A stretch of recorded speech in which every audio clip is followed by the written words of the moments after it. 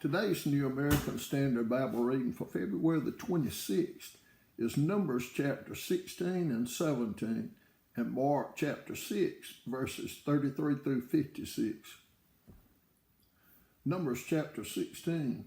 Now Korah, the son of Izhar, the son of Kohath, the son of Levi, with Dathan and Abiram, the sons of Eliab, and On, the son of Peleth, sons of Reuben, took action, and they rose up before Moses, together with some of the sons of Israel, 250 leaders of the congregation, chosen in the assembly, men of renown. They assembled together against Moses and Aaron and said to them, "You have gone far enough, for all the congregation are holy, every one of them, and the Lord is in their midst. So why do you exalt yourselves above the assembly of the Lord?" When Moses heard this, he fell on his face, and he spoke to Korah and all his company, saying, "Tomorrow morning the Lord will show who is his and who is holy, and will bring him near to himself, even the one whom he will choose. He will bring near to himself. Do this, take censers for yourself, Korah, and all your company, and put fire in them, and lay incense upon them in the presence of the Lord tomorrow. And the man whom the Lord chooses shall be the one who is holy. You have gone far enough, you sons of Levi." Then Moses said to Korah, "Hear now, you sons of Levi, is it not enough for you that the God of Israel has separated you from the rest of the congregation of Israel, to bring you near to himself, to do the service of the tabernacle of the Lord, and to stand before the congregation to minister to them? And that he has brought you near, Korah, and all your brothers, sons of Levi, with you. And are you seeking for the priesthood also? Therefore, you and all your company are gathered together against the Lord. But as for Aaron, who is he that you grumble against him?" Then Moses sent a summons to Dathan and Abiram, the sons of Eliab, but they said, "We will not come up. Is it not enough that you have brought us up out of a land flowing with milk and honey to have us die in the wilderness? But you will also lord it over us.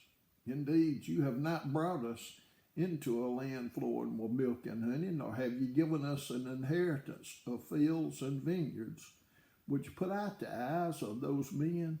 We will not come up." Then Moses became very angry and said to the Lord, "Do not regard their offering. I have not taken a single donkey from them, nor have I done harm to any of them." Moses said to Korah, "You and all your company be present before the Lord tomorrow, both you and they along with Aaron. Each of you take his fire pan and put incense on it, and each of you bring his censer before the Lord, 250 fire pans. Also you and Aaron shall each bring his fire pan."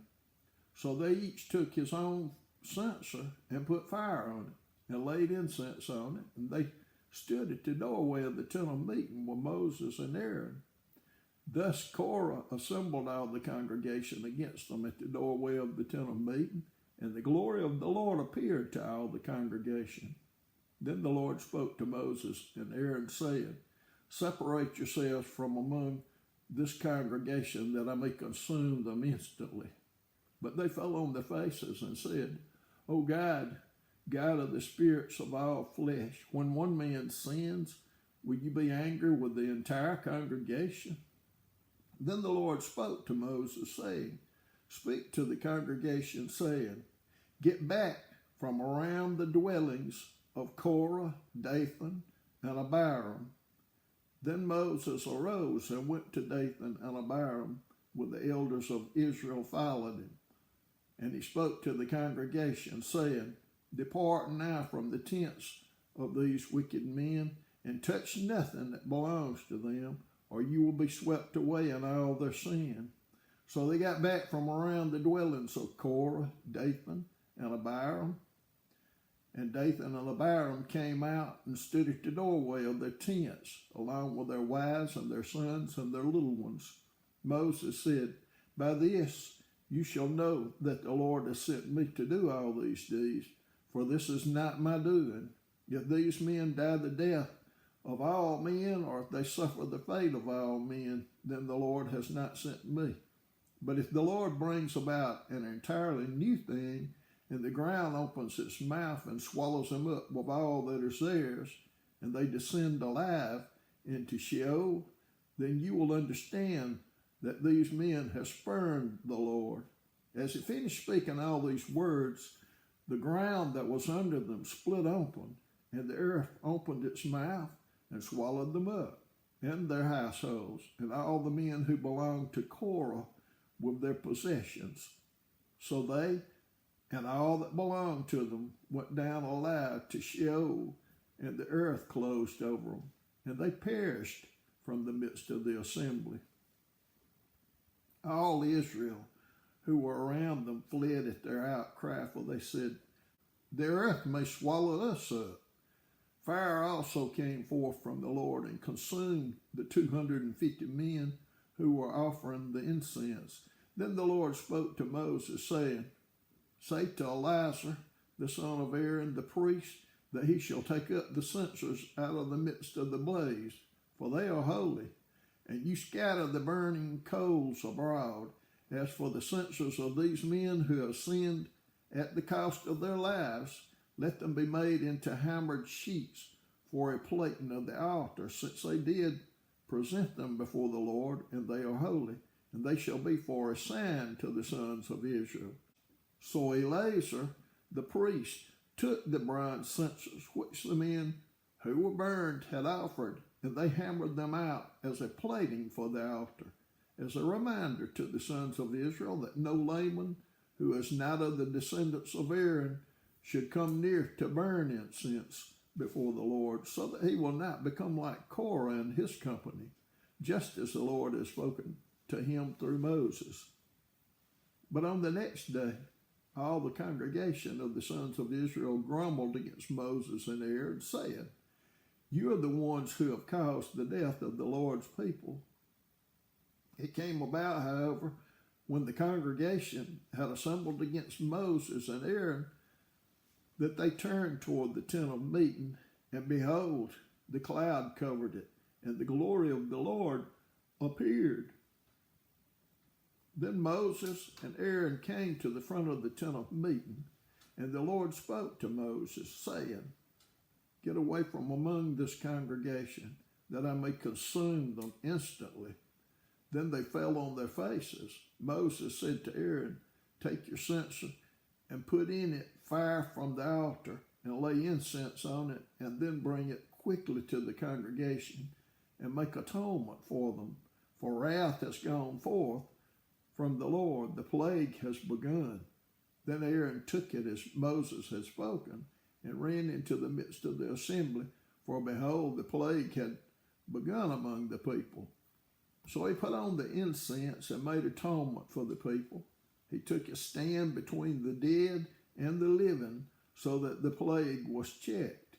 But those who died by the plague were 14,700, besides those who died on account of Korah. Then Aaron returned to Moses at the doorway of the tent of meeting, for the plague had been checked. Numbers chapter 17. Then the Lord spoke to Moses, saying, "Speak to the sons of Israel, and get from them a rod for each father's household, 12 rods from all their leaders according to their father's household.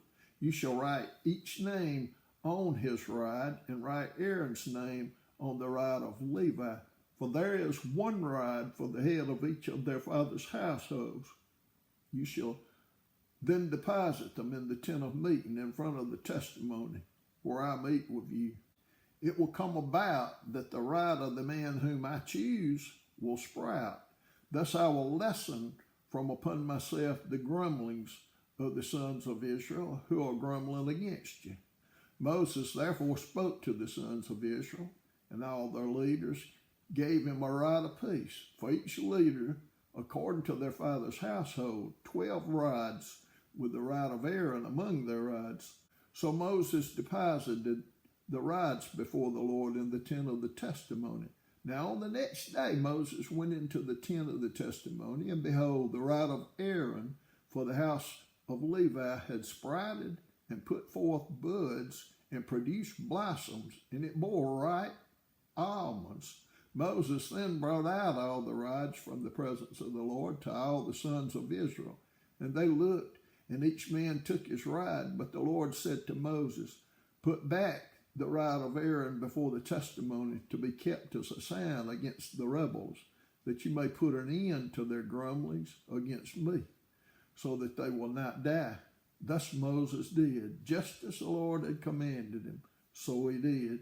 Then the sons of Israel spoke to Moses, saying, Behold, we perish, we are dying, we are all dying. Everyone who comes near to the tabernacle of the Lord must die. Are we to perish completely?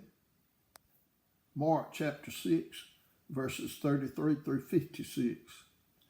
The people saw them go, and many recognized them and ran there together on foot from the cities and got there ahead of them. When Jesus went ashore, he saw a large crowd, and he felt compassion for them because they were like sheep without a shepherd. And he began to teach them many things. When it was already quite late, his disciples came to him and said, This place is desolate, and it is already quite late. Send them away so that they may go into the surrounding countryside and villages and buy themselves something to eat. But he answered them, You give them something to eat. Shall we go and spend 200 denarii on bread and give them something to eat? And he said to them, How many loaves do you have? Go look. And when they found out, they said 5 and 2 fish. And he commanded them all to sit down by groups on the green grass. They sat down in groups of hundreds and 50s. And he took the 5 loaves and the 2 fish, and looking up toward heaven, he blessed the food and broke the loaves, and he kept giving them to the disciples to set before them. And he divided up the 2 fish among them all. They all ate and were satisfied. And they picked up 12 full baskets of the broken pieces, and also of the fish. There were 5,000 men who ate the loaves. Immediately Jesus made his disciples get into the boat and go ahead of him to the other side to Bethsaida, while he himself was sending the crowd away. After bidding them farewell, he left for the mountain to pray. When it was evening, the boat was in the middle of the sea, and he was alone on the land. Seeing them straining at the oars, for the wind was against them, at about the 4th watch of the night he came to them, walking on the sea, and he intended to pass by them. But when they saw him walking on the sea, they supposed that it was a ghost, and cried out, for they all saw him and were terrified. But immediately he spoke with them and said to them, Take courage, it is I. Do not be afraid. Then he got into the boat with them, and the wind stopped, and they were utterly astonished, for they had not gained any insight from the incident of the loaves, but their heart was hardened. When they had crossed over, they came to land at Gennesaret and moored to the shore. When they got out of the boat, immediately the people recognized him and ran about that whole country and began to carry here and there on their pallets those who were sick to the place they heard he was. Wherever he entered villages or cities or countryside, they were laying the sick in the marketplaces and implored him that they might just touch the fringe of his cloak. And as many as touched it were being cured.